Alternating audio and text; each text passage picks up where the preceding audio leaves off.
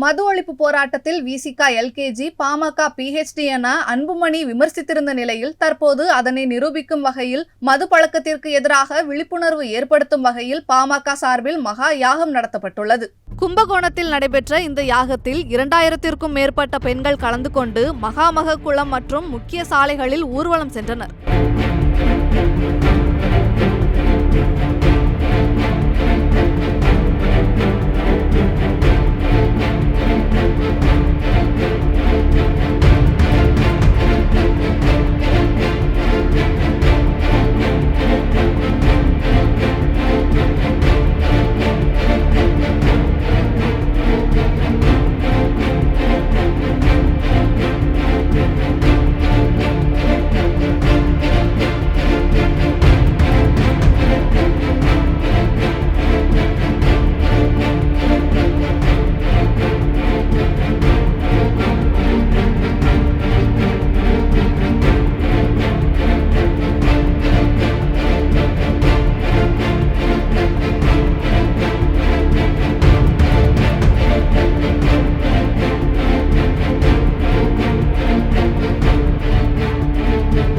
செய்திகளை உள்ளது உள்ளபடி தெரிந்து கொள்ள ரெஃப்ளெக்ட் நியூஸை சப்ஸ்கிரைப் பண்ணுங்க.